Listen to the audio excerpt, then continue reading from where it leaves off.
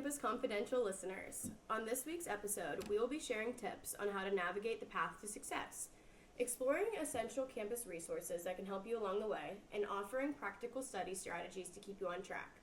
Plus, we'll sit down with an academic advisor to get their insider perspective on how to make the most of your time in college. So grab your notebooks because this is an episode you won't want to miss. Now that we've set the stage for achieving academic success, let's talk about one of the biggest challenges every student faces, time management. Whether you're juggling a full course load, extracurriculars, or maybe even a job, making the most of your time is key to staying on top of everything. So let's jump into some game. Changing time management hacks that will help you balance it all out without burning out. Trust me, these tips will make a huge difference in how you plan your day and tackle your workload. The first strategy that we have to share is the Pomodoro technique. With the Pomodoro technique, this uses timed intervals to break your study or work sessions into digestible periods.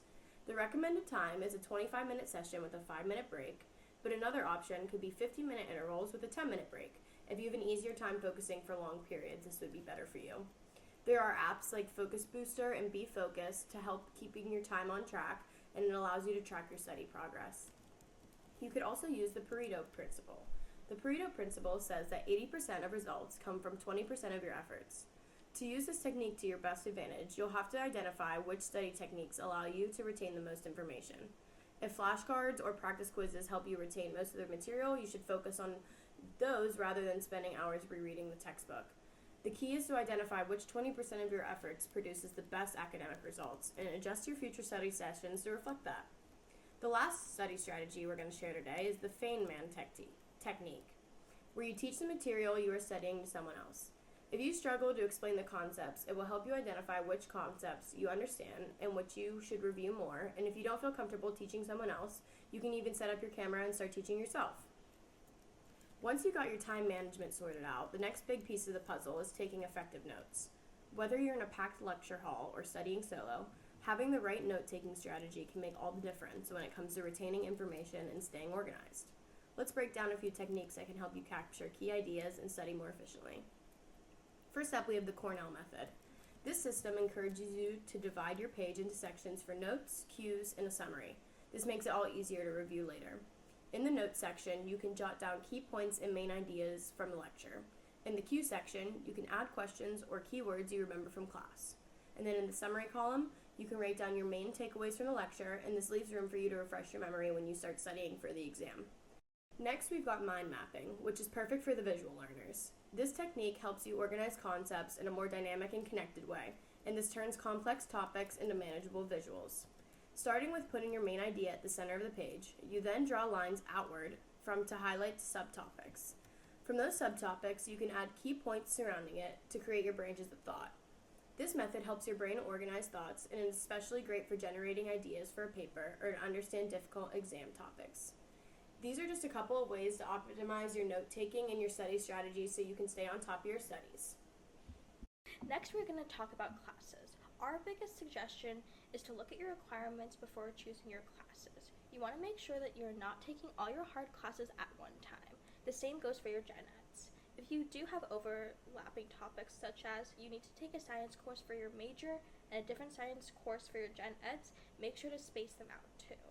If you're unsure about your major, make sure to take a wide variety of classes. You don't want to put all your eggs in one basket.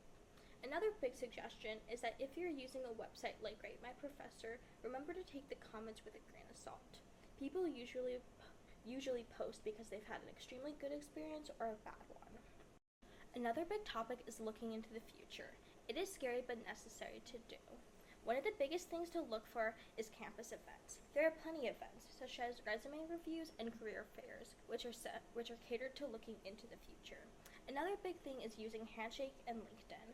Lots of employers and your university use these apps to promote events and jobs. Something schools also host are alumni events, which are useful to network. Networking is a huge part of looking for jobs, so do as much of that as possible. Hi everyone, today we are thrilled to be here with Jesse Mullen, who is an academic advisor here at the University of Pittsburgh College of Business Administration. He has been a guide for many students at several different universities, and he has helped them navigate everything from course selection to career planning. So without further ado, let's welcome Mr. Jesse Mullen to Campus Confidential. Hello. Thank you for being here today. Absolutely. So my first question for you today is, what are the common mistakes that students make when it comes to managing their academic workload, and how do you think that they could avoid them? I would say the most common issue is not balancing out their semesters. So taking on too much in one semester so that they can have an easier semester in the spring or the fall. So my suggestion would be to work with your advisor, make sure you have a balanced semester each semester, so that it's the most amount of workload you can have per semester. Often students will think, oh, I'm just going to take some easy courses now, not thinking 3, 4, 5 semesters ahead, when they're stuck with all their business and major core classes, and now they don't have any gen eds or filler courses to fill in with those later semesters. Okay. Do you have any advice for students who tend to procrastinate, and what strategies do you suggest to break that habit? Yeah, I would say don't procrastinate. Time management is key, so whatever technology, Outlook calendar, your phone, whatever time management skill you have, make sure you plan out all your assignments, and make sure you hold yourself to that schedule. So whether you reward yourself if you get all your work done early, then you can have a few extra minutes of relaxation or going out with friends.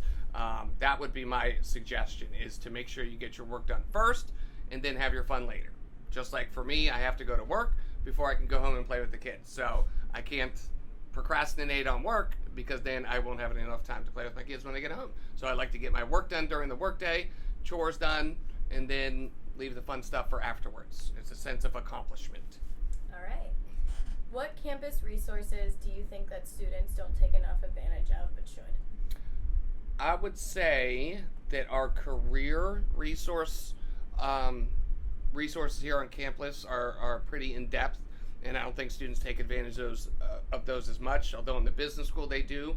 But that's an extra stressor you can avoid later on in your career if you work with the career development office early, set yourself up for success later. That way, by the time your harder major level classes are coming around, you don't have to stress about finding a full-time job. You could just focus on your academic stuff because you know you've done the right things in order to get a job after graduation. The Student Success Office is fairly new within the Provost office, and they have a lot of helpful resources for test taking, study skills, anything of that nature. So I think that's a resource that's been underutilized, but it is still growing and students are still becoming familiar with it. So I'm sure it will get more popular. Cool, thank you.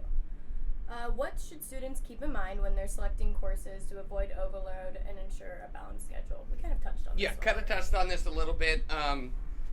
Try to balance out any quantitative courses with qualitative courses. So your social sciences balance out with your natural sciences or with your major level classes. So for instance, if you know you're going to be you have to take marketing research by a certain time. Maybe you don't want to save a statistics-based course or a quantitative-based course for that specific semester. So I would say balance those out.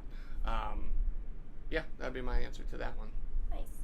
And what advice do you have for students who are unsure about their major or are thinking about changing majors? Talk to as many people as possible. Talk to upperclassmen, talk to professors, go out in the field and do some job shadowing or some informational interviews. Collect as much evidence as you can to make your decision, because it's one thing to take a class and hear it from a professor, but it's not really going to be exactly like that when you get out in the field.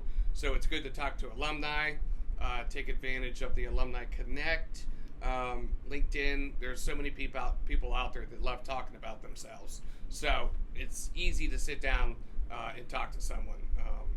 And whatever experiences you can get while you're on campus, if you're interested in retail, maybe go work at Target. If you're interested in owning your own bar, then maybe become a bartender or waiter at a restaurant. So that was one thing that the founder of 84 Lumber came into my college class, my entrepreneurship class, and that was something that was really important to me. I thought I wanted to run my own bar.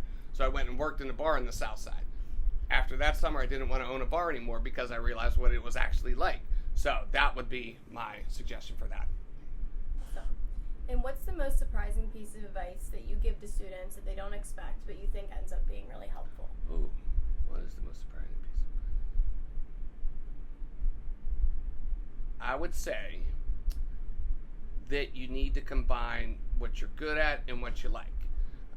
That's how you're going to be happy in life. If you are good at math, but you don't really like math, then maybe that's not a career you want to pursue. Maybe you don't want to go into finance or mathematics. So I would say combining your passion with your strengths is going to make you the most successful in life.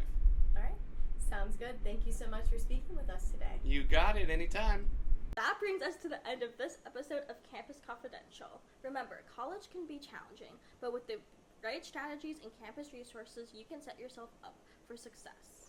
A special thanks to our guest academic advisor for sharing his valuable insights. If you have any questions or tips you'd like to share, don't forget to reach out to us on social media.